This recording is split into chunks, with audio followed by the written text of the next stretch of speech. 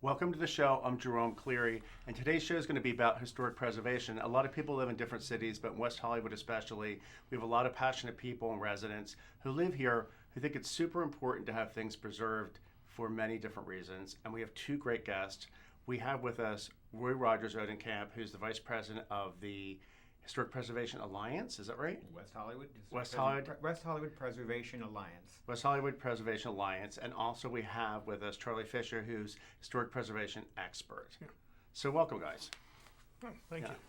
So the first thing I want to talk about, because time's pressing for one of the things that I'm passionate about, and Charlie's going to be there too, and I think you may also, is Tower Records. And Tower Records had an application filed by Dominic Prori, an author of Jesus Christ's book, the rock and roll book. Right. Yes. Rock and Roll Sunset Strip book? Yes.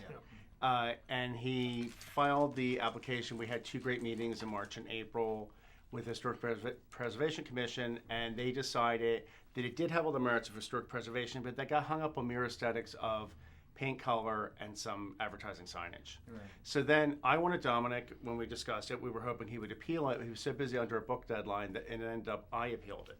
Wrote a 13-page appeal. I've collected almost 1,400 signatures on change.org. And when WeHoville just did an article about it, they said we had over 62% of California residents on that petition that signed it. And that's a big number. That's Plus worldwide. Worldwide, yeah, but that's over 700 people who signed it from California. I think they said 35 from West Hollywood, but that's not important because I think the night of the November 4th of the appeal, there will be a lot of residents that come and speak on behalf of it. A lot of people that signed the petition also may not live in West Hollywood on the petition, but they used to live in West Hollywood. So. Or we used to shop there. They used to shop there. That's exactly right. I work here and shop there. Yeah. So I wanted to show first this picture. This is a picture of part of our appeal. This is a picture of Tower Records that was taken November 1970, just before it opened, or right after it opened, I think. I got this from Russell Solomon, who is the owner of Tower Records. He's 87 years old now, and he was able to find this image for me. And part of my appeal is talking about paint color and about signage. And when Tower Records first opened, they, of course, had the famous yellow and red lettering and paint, but they didn't have any of the rotating advertising and signage and cutouts and album covers that grew over the time for marketing. So that's part of my argument. The other thing is, like the Austin Powers thing I have on Facebook, you see, all these cutouts, and for Michael Jackson's Bad album, you have all these cutouts and the advertising, but that's not why people went to the store. As you and I discussed last night, people went to the store because it had the stuff we were looking for. It had the product. It had the records. My father loved to go there because it had a good classic section as well. Yeah. So we could, usually if we were looking for something, and we'd find it at Tower Records. It's kind of amazing. The building doesn't look very large from the outside, but when you went into Tower Records, it's really big. It went on and on and on. It's huge. Yeah. So temporarily right now, it's a 2-month pop-up Halloween store. But I want people to know about you guys. Tell us how you first got involved, Roy, in historic preservation. Well, actually, it was quite a time ago. I lived in Atlanta, Georgia, and I lived in G. Lloyd Preacher, an architect who had done the fantastic Gothic City Hall in Atlanta, also built the Peachtree Terrace apartments where we lived, which were done in a Italian Romanesque style, center courtyard, giant French doors. I lived in the editor of the Atlanta Constitution's apartment, a 14-room palatial spread. And of course, all the time, that was his salon with Margaret Mitchell and others. So it was really, and full of artists at the time. And then developers came in, and Andy Young, who was the mayor at the time, was like calling old buildings hunks of junk. So we started a campaign with buttons that said, "Save our hunks of junk." Wow. And it really resonated and took off. And Representative John Lewis, who we all know, the great John Lewis from the great civil rights struggle, came by and said, we appreciate what you're doing. This is great. You're helping to save history. And we would dress in, our boater hats and get out there, and we would just do it. And, of course, Helga and I were both taken out by the sheriff at shotgun because that was part of the protest. We were the last residents in the building. And it's gone now, and there's a very nice building with a temple on top, and done in a Michael Graves style. But it's not Peachtree Terrace Apartments. You had a similar play here, weren't you, at the tail end of being out of a building, too? Yeah, pretty much. I love that. It seems to happen. You move into a historic building, and then you have to get out. Yeah, I love that. Yeah. Okay. But, to me, it's everything. Like last night, I was like, okay, there's termites in my wall. It's not always great to be in an old historic building. Yeah. But they're so fantastic. They have such Sure. history. They're so well made. You know this. From the 20s all the way through to I'd say the 60s, really. They're just a tremendous Sure. degree of quality in these. And so then I moved out here, and then I moved across from Tara. And I was like, what's going on here? They're evicting the residents of Tara, including, elderly men and stuff. Sure. And then Carlton Manor came up, and all these buildings were going because there was a great effort to destroy. Sure. And so we just got really, and Ernst Burgers, Yeah. with Ed Guerin and that whole campaign. Sure. So it was like, okay, I'm back into it now. Great, and just what I needed to do. I came to California to chill out, but we had great successes, as you know. Yes. Right. Yeah. So, But what happens is younger people, when I talk to, a friend of mine's like 31, and he just believes, oh, knock that down and do this and do that, and who cares? But fortunately, we're older than him, and we understand the importance of why historic preservation is really important. Probably when I was his age or younger, I didn't have a big inkling to it. I didn't have a passion about it yet. I didn't understand it. right. Oddly, I did, but I think because I lived in that building. Yes, you yes, know? yeah, It was so yeah. cool. Yeah. Now, Charlie, tell us about you. Well, my background, I was born in Los Angeles in the Good Samaritan Hospital, claim to fame. That's where Robert Kennedy passed away after he was shot years later. But I was able to watch Bunker Hill be demolished when I was a child. My father worked for the Water and Power in the Water and Power building, which is located at the edge of the hill. And we watched that go in. We originally worked in the Wright and Callender building, which is long gone, as are most other buildings associated with Water and Power from that era. Sure. But but what happened was I watched them starting to tear down the hill.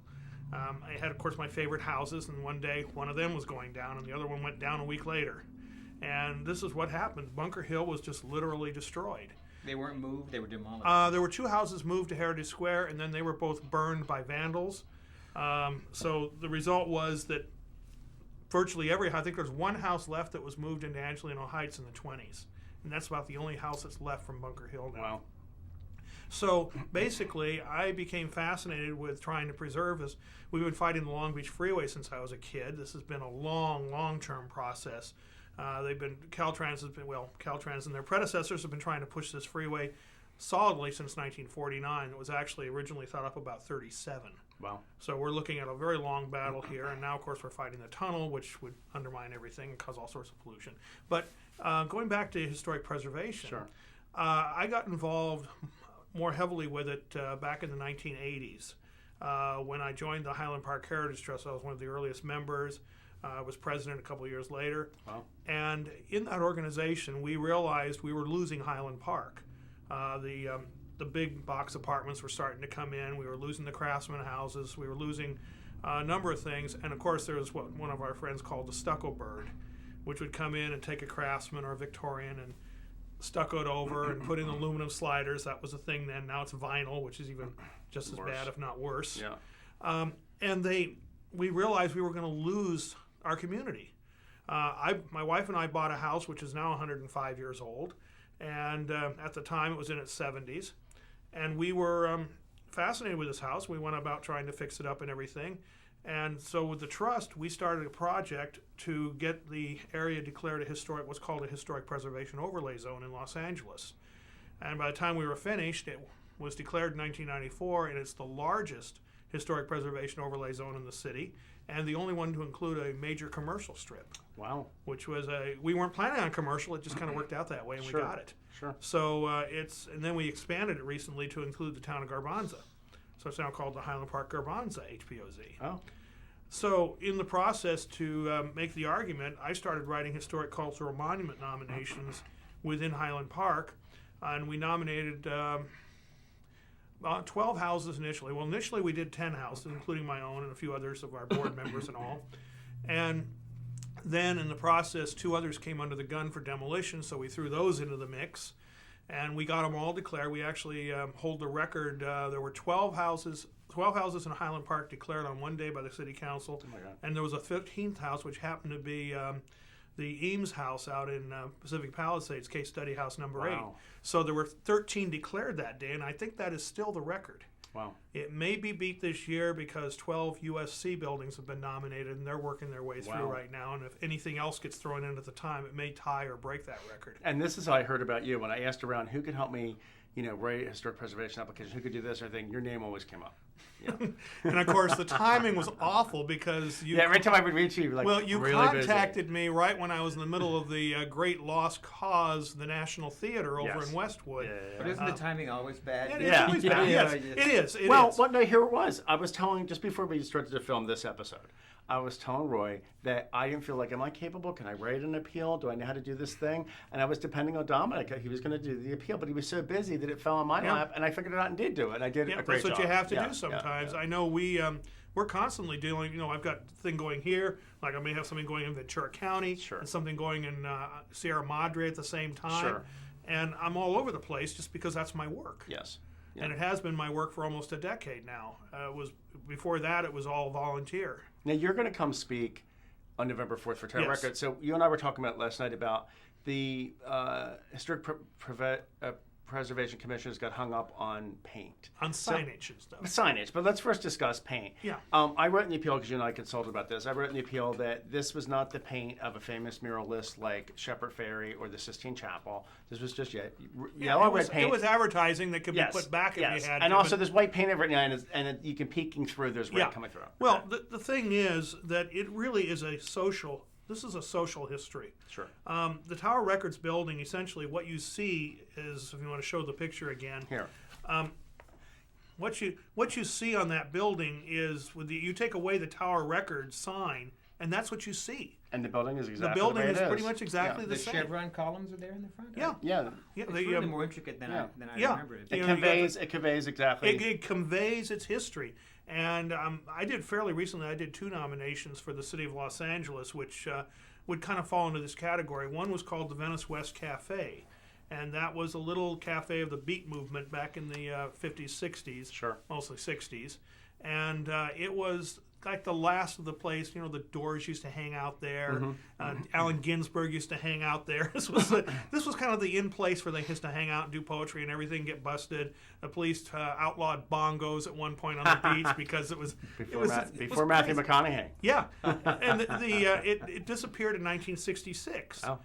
But the building was still there. It was basically intact, and we went ahead and did this nomination about 3 years ago and got it declared a monument. Wow. There's an Italian restaurant that's in the space right now, and I wasn't happy with the fact that they altered the front door, which was absolutely intact, and they altered it right after it was declared, which I was amazed that got away with that. Yeah. But the important thing is it's been designated in that people know it's there, and they can then look up the history. Sure. And another one, which would probably hit home more in West Hollywood, would be the Black Cat, Sure. which was a bar located on Sunset Boulevard, and it's where the gay liberation movement started there. Predates Stonewall. It's predates Stonewall by 2 years. Yeah. And 2 this important years. this little bar was called the Black Cat, and later it was known as Le Bar. And at the time, I was contacted by one of my former clients who wanted to do this nomination, and the 2 of us wrote the nomination and put it in.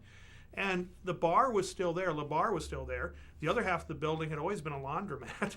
It started life as a Safeway market back in 1939, but since the 60s, it was always this. Well, since then, the ownership has changed, and the laundromat's gone, and they've now opened it up as a restaurant. And there was part of the signage left. The original sign box was still there, Sure. and the little cat was on top of it still. So now, guess what? The Black Cat is back. Oh.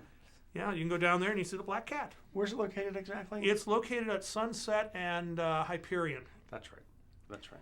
And, there are certain aspects of it, such as the parking lot was an important part of this nomination Sure. because that's where the So protest is group- this. So is this. Yeah. Exactly. Yeah. So you have buildings, and at the time, like I say, the only thing left was this little cat, and the building had changed a little bit on the facade. It was not exactly the same, but it came back.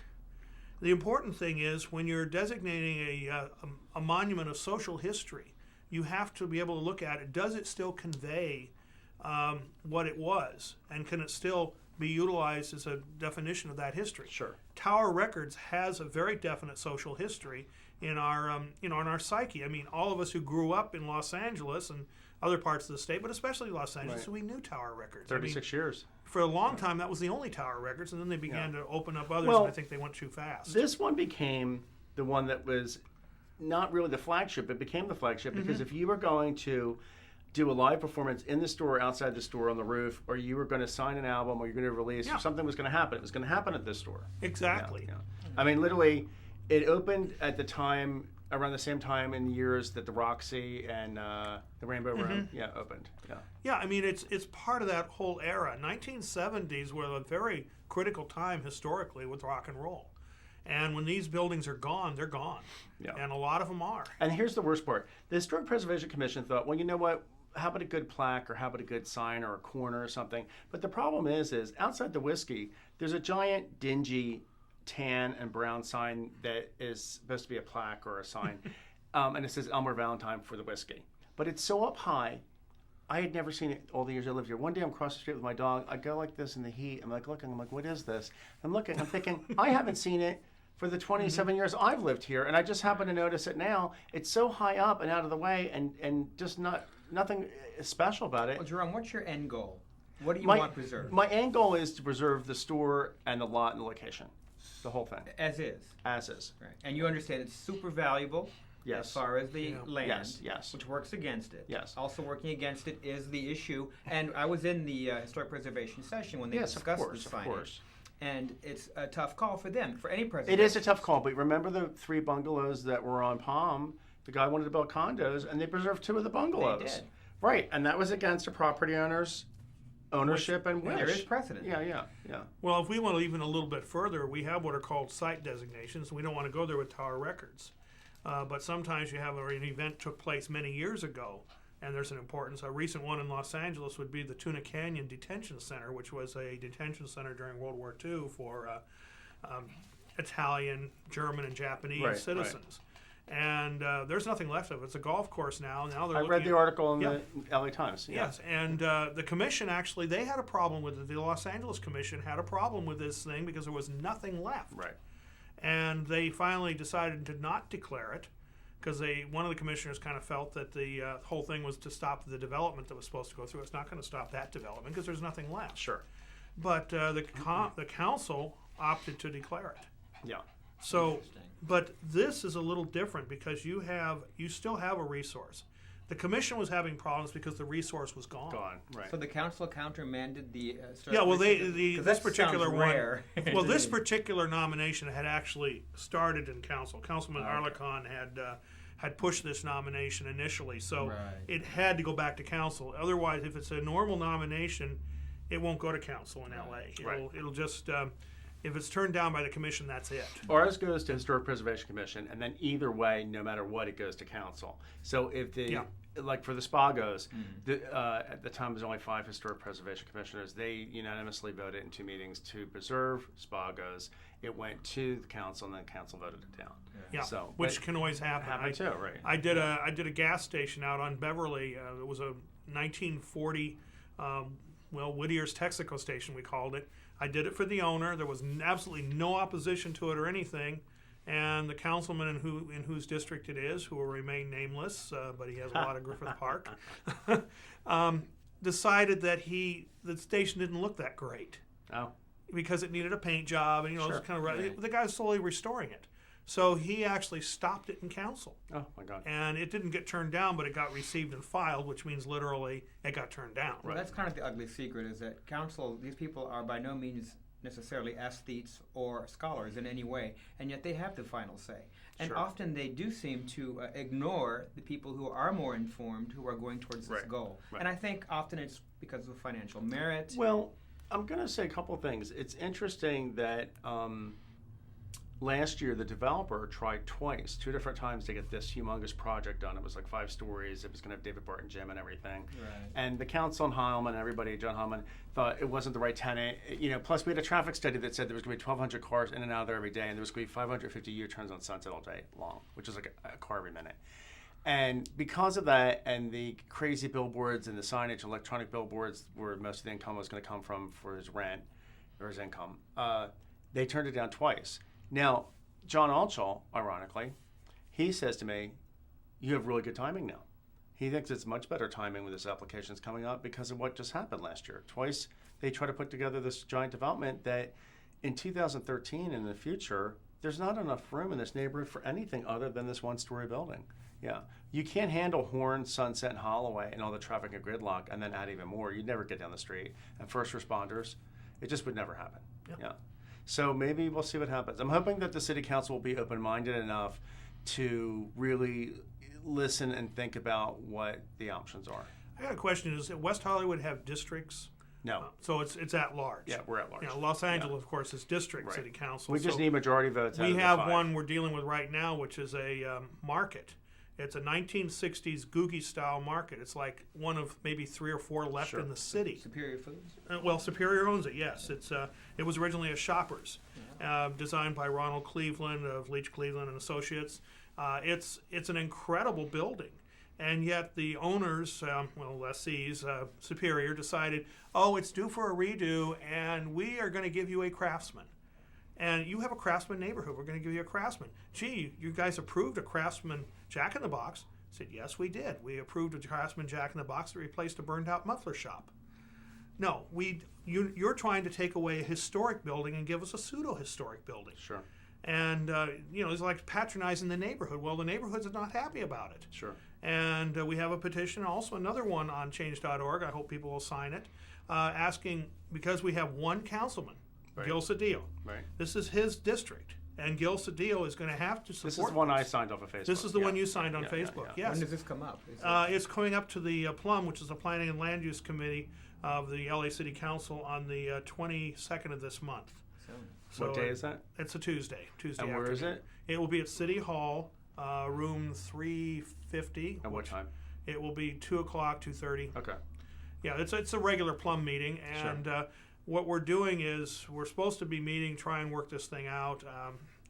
His planning deputy, I've known him for many years, Sure. and he's a good man. And it's just a matter that Gil inherited this because it was a situation where it was coming up very quickly. Sure. The building they were going to have their permit.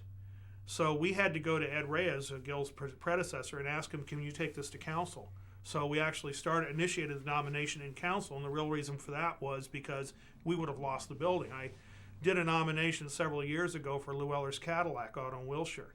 Wow. And the owners found out about the nomination, so the weekend before it was to go to Cultural Heritage Commission, they were out there demolishing the building. Oh my God. And people showed up to get their cars serviced for scheduled servicing on Monday morning, and they said, well, you can't go here. We're tearing the building down. I said, well, where am I going to get my car serviced? Well, you'll have to make an appointment with somebody else. Oh my God. I mean, that's literally how fast they did it. Right.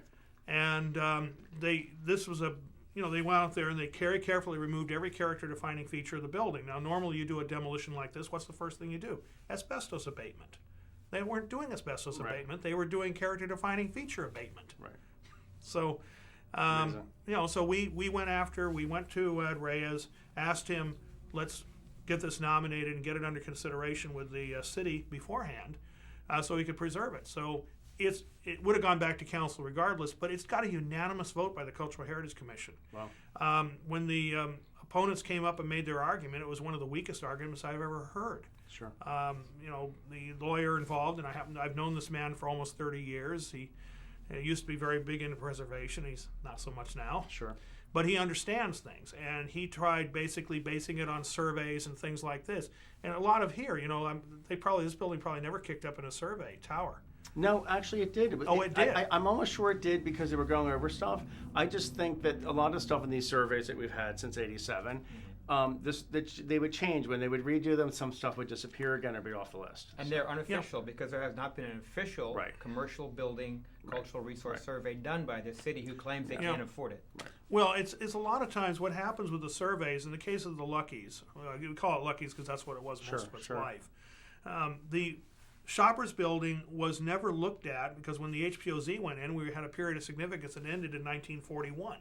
Wow. So this building was built 20 years later, 19 years later. Sure. Well, ironically, when they redid the preservation plan for the HPOZ, they actually put it in as 1886 to 1961, and we just made that discovery. Unfortunately, the timing is bad, and we're not going to be able to get this thing declared a contributor in time.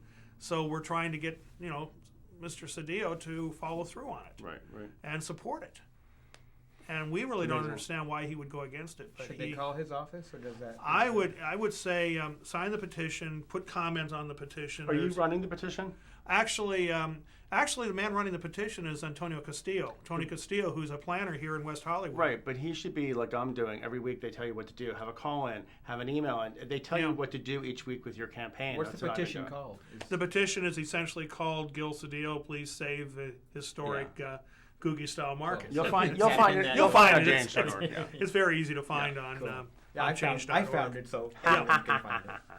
But Tony put the thing out, and the problem Well, is the reason I was asking is because I haven't gotten any emails from him that send to all the people already signed. How many people have signed so far? last I looked, it was 804. Right, but he could send out a message every 5 days or 4 days and say, you need to go this, do this, and then people will do it.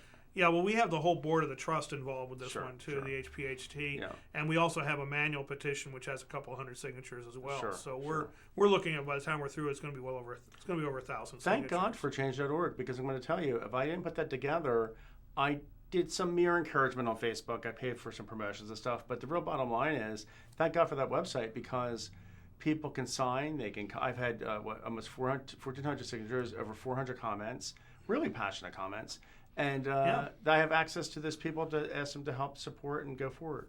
Yeah, exactly. Yeah. And we've had people on the Shoppers building. We've had people that have signed from Canada, from Europe. My brother lives in France, and he signed it. And it's just we get signatures from all over the world, but the vast majority of the signatures are local, and that's the key. He's going to see that his constituents support this. Sure. And of course, Superior has their own petition saying, "Please let Superior do their exterior and interior remodel." Well, we want them to do Where's an that interior petition? remodel. Well, it's there's a couple places. Is it online? It's not Not online. Yeah, You yeah. need to remodel the interior light stream on the Well, building, yes, too. they botched that up in 2006. One of the really cool parts of that building is the lighting went right straight to the back. Yeah. It's the fluorescent lightings actually start on the outside truss, which is a diamond truss, and then they went all the way to the back of the building. And when they remodeled it in 2006, they made the fluorescent lighting go crosswise. It is. So it's like, you lose a character defining, but it's something that can be easily reversed. Change, yeah. And we're asking them, you're going to remodel this building on the inside. It needs remodeling on the inside. It's already been pretty botched up, so let's go for it. The only thing that really matters is the truss itself actually goes in about 10 feet from the front. You don't want to monkey with that. Sure. And this is another part of the truss. This diamond that was put over the truss was designed literally to hide the truss. And if you start pulling that off and start changing things, they're going to have to do some major engineering on that building to make it Dangerous. make it work. Yeah. Because that truss is what's holding that front end together. Yeah. It's got a glass curtain wall. Tell us what's coming up with your group. Well, we had our great success with Long Haul, and in Plumber Park. So unanimously decided that would go to the state. Decided would go to the Keeper in Washington D.C. because it's Spanish Revival WPA buildings, and they're very rare for one thing. Plus, that's where ACT UP West Coast got started. Sure. There's just a lot of history in that too. So that was a huge success for us. We're still working on the Palm buildings because that's going to come up again. Sure. And they've been designated, but that doesn't mean a whole lot if there's a statement of overriding consideration or something else that comes up. So tell us the website of your group. it's www.westhollywoodpreservationalliance.org. And then how It's often? a lot. How often do you meet? Well, we do quarterly meetings. We're trying to bump it into monthly, but it's tough. Sure. Everybody's a professional except me, so it's very No, difficult. We usually meet at Plumber Park. Yeah, we try to, and we also meet at in nice historic little houses and my place, my 1928 building. So, but there's always a lot of stuff on the plate because there's so much going on. Just Herb's Burgers again, it's just there's a continual amount of things Always happening. coming I up. finally ate there recently, and it's a good burger. Yeah, it is a good burger. Good food. Yeah, and then there's the next thing is we have the Sunset Strip, which I would love to talk with you at more length about because there's so much going on with that, and our historic walking tours. If anybody wants to take my walking tour, it's a lot of fun, and that's you can go to the West Hollywood Preservation Alliance website.org and sign up for a walking tour. And we'll show you the town. We're almost out of time. I want to thank you guys for coming. Sure. And I'm going to show this picture to the audience again. Tower Records is coming up November 4th, 6:30 p.m. at the new library, first floor, City Council chambers at 6:30 p.m. Come and support this. Look for the petition on change.org. Come and speak for 2 minutes in support of historic preservation. If you were a fan, a music fan of Tower Records, come on down, get involved, and find out more about your neighborhood. I'm Jerome Cleary. Thanks for watching. Okay. So.